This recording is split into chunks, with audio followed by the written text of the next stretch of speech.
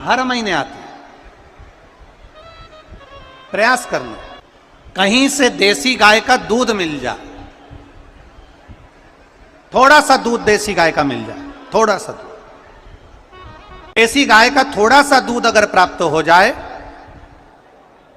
बेलपत्री के पत्ते से दूध कटोरी में लेकर, मात्र बेलपत्री के पत्रे से एक एक बूंद अगर दूध, आप एक बूंद अगर ज्यादा ना मिला हो, एक चम्मच भी अगर आपको दूध देसी गाय का मिल गया हो, और सोमवार की अष्टमी पड़ जाए या सोमवार की जम के बोलो शिवरात्रि पड़ जाए, उसमें केवल अगर देसी गाय का दूध मिल जाए, जर्सी गाय का नहीं हो, देसी गाय का अगर दूध मिल जाए, बेलपत्री के पत्ते से, तुम्हारे घर के अंदर अगर शिवलिंग है या मंदिर में शिवलिंग है या तुम्हारे नजदीक में कोई शिवलिंग है, उस पर बूंद बूंद एक एक बूंद अगर शिवलिंग पर दूध समर्पित कर रहे हो, श्री शिवाय नमस्तुभ्यम, नमः शिवाय, या षडाक्षर मंत्र ओम नमः शिवाय, या 33 अक्षर का मंत्र महामृत्युंजय मंत्र, इसका स्मरण कर कर शिव जी पर देसी गाय का दूध समर्पित कर कर इस बेलपत्री को अशोक सुंदरी वाली जगह पर अगर आप समर्पित कर देते हैं, फिर आप जिस भी चीज के लिए अप्लाई करें, मेरा देवाधिदेव महादेव आपका हाथ पकड़कर खींचकर आगे बढ़ा ही दे। मेहनत करना, कर्म पूरा करना, पढ़ाई अच्छी करना, और पढ़ाई के साथ में विद्या अध्ययन करने के साथ में अच्छी मेहनत के साथ में देसी गाय का दूध भगवान शंकर को समर्पित करना, भगवान शंकर को समर्पित करना, देसी गाय का दूध धीरे धीरे धीरे धीरे समर्पित करना, भावों के साथ आप समर्पित करें। देसी गाय का दूध एक एक बूंद समर्पित करिए, धीरे धीरे समर्पित करो। और देसी गाय का दूध जब धीरे धीरे समर्पित करें, बड़े रास्ते से आनंद से धीरे धीरे जब आप समर्पित करेंगे, बेलपत्री वही दूध में सनी हुई बेलपत्र अशोक सुंदरी वाली जगह पर, उस समय पर डंडी का भाग शिवलिंग की ओर नहीं होना चाहिए, उस समय पर डंडी का भाग जहाँ से पानी बहकर जाता है अशोक सुंदरी की ओर से, वहाँ पर होना चाहिए। कार्य में सफलता मिलती ही है। शिव तत्व को धारण कर। सोमवार की अष्टमी का मतलब आपको इंदौर की कथा में बताया था, जिस दिन शंकर और पार्वती के मिलन का दिवस हो, और केवल एक माता पार्वती के अकेले मिलन का नहीं, 64 योगनिया तक भगवान शंकर से मिलने के लिए आती है। पीला चंदन लगा लेना। कितना लगाना है? बीच वाला जो पत्ता है उस पर पीला चंदन। जब आपको लगे कि मेरा जीवन बहुत कष्टमय है, अब ये रोग, अब ये कष्ट दूर ही नहीं हो रहा, अब ये आए दिन तकलीफ पर तकलीफ बढ़ती जा रही है, आए दिन रोग बीमारी, पैसा घर में बच नहीं रहा, बहुत कष्टमय जीवन है, इसमें लगाओ पीला चंदन बेलपत्री की बीज पत्ती पर। महाराज, और बीज पत्ती पर जब चंदन लग जाए, लगने के बाद में ये दोनों पत्ती पर लाल चंदन लगा लीजिए। इन दोनों पत्ती के बीच में जो डंडी का भाग होता है, आपको कहा था, आपको स्मरण में होगा शायद, हमने जब बेलपत्री की महत्वता बताई थी तो उस बेलपत्री की महत्वता में कहा था ब्रह्मा विष्णु महेश ये 3 हैं, बोला था।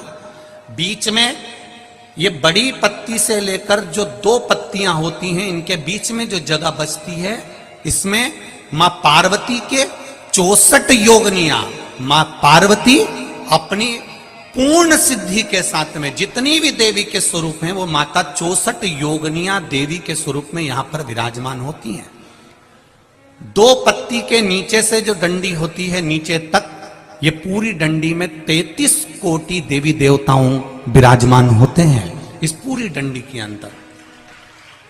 तो ये बीच वाली पत्ती है, ये जो बीच वाली पत्ती का जो भाग होता है, इस पत्ती के भाग में शहद का प्रयोग कर कर, यहां पीला चंदन, लाल चंदन, लाल चंदन, शहद का प्रयोग कर कर, इसी तरह से पकड़कर ये बेलपत्री की जो डंडी है वो अशोक सुंदरी पर जब आप समर्पित करें, तो जहां से जल बहता है उस ओर पर इस पत्ती को चढ़ाकर केवल आपके हृदय की बात कहकर देवाधिदेव महादेव से कोई भी शिव जी का मंत्र पंचाक्षर नमः शिवाय, षडाक्षर ओम नमः शिवाय, श्री शिवाय नमस्तुभ्यम, या महामृत्युंजय मंत्र, जो शिव का मंत्र हो आपके पास में, उसको बोलते हुए देवाधिदेव महादेव को धीरे धीरे जल की धार चढ़ाना प्रारंभ करो।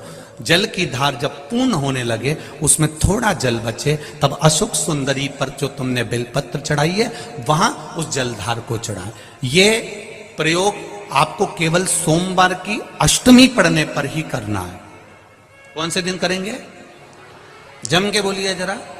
सोमवार की अष्टमी पढ़ने पर यह प्रयोग करें और जल चढ़ाकर बाबा से विनती कर उसी बेलपत्र को वापस उठाकर कहीं जलाशय में या किसी पेड़ के नीचे विसर्जन कर दें और एक लोटा जल वहां भी चढ़ा दें। बस निवेदन कर आ जाइए, मेरा बाबा 3 माह के अंदर हाथ जरूर पकड़ेगा और आपको दलदल से बाहर निकाल देगा। बात और आपसे कहेंगे, उतारिएगा। जिसके शरीर में सफेद चमड़ी पड़ने लगती है, चर्म रोग हो जाता है, या चेहरे पर आंख के पास में पूरा कालापन आ जाता है, उसको हमेशा याद रखना है, लाल चंदन का लेपन पीपल के पत्ते पर करिए। काय पर करना है? पीपल के पत्ते पर लाल चंदन का लेपन करिए। लेपन कर सोमवार की अष्टमी के दिन उसको लेपन कर वापस निकाल कर शंकर भगवान पर उसका धीरे धीरे त्रिपुंड बनाकर लेपन करना प्रारंभ करिए। जब आप त्रिपुंड बनाकर लेपन करना प्रारंभ करें, उसके बाद उस चंदन को जो सोमवार की अष्टमी है तब निकाल कर लिया है और निकाल कर लाकर उसको डब्बी में रख लें। उस चंदन का प्रयोग चर्म रोग के स्थान पर थोड़ी थोड़ी मात्रा में करना प्रारंभ करें, पानी के साथ मिलाकर। परंतु उस चंदन को केवल 6 से 7 दिन में प्रयोग करिएगा, ज्यादा नहीं। धीरे धीरे चमड़ी, परंतु उसको सोमवार की अष्टमी के दिन सिद्ध कर बनाना है। उसको सोमवार की अष्टमी के दिन चढ़ाना है श्री शिवाय नमस्तुभ्यम या ओम नमः शिवाय या पंचाक्षर मंत्र या महामृत्युंजय मंत्र, जो आपको आता हो, शिव जी का जो नाम आपको याद हो उसको बोलकर चढ़ा। उसको लिया, फिर उसको अपने शरीर पर लगाना प्रारंभ करो। उसका फल आपको 15 दिन के अंदर धीरे धीरे धीरे धीरे प्राप्त होना प्रारंभ हो। लाल चंदन का प्रयोग शिव जी के लिए अवश्य। सोमवार के अष्टमी के दिन अशोक सुंदरी वाली जगह, सबको मालूम है ना अशोक सुंदरी की जगह, अशोक सुंदरी वाली जगह पर 7 हल्दी की बिंदी रख दी जाए। लड़का लड़की जिसका विवाह नहीं हुआ उसका हाथ रख दिया जाए और वही हाथ के छापे पीपल के वृक्ष पर 5 लगा दिए जाएं। महाराज 3 महीने में उसका विवाह पक्का हो जाता है। सोमवार की अष्टमी का इतना भाव है, सहज नहीं है। सोमवार की अष्टमी शिव और आद्य शक्ति का मिलन है। सोमवार की अष्टमी भगवान शंकर और पार्वती का मिलन। ऐसी कौन सी कामना है जो शिव पूर्ण नहीं करते? बस आपका विश्वास, आप उस पर भरोसा करना तो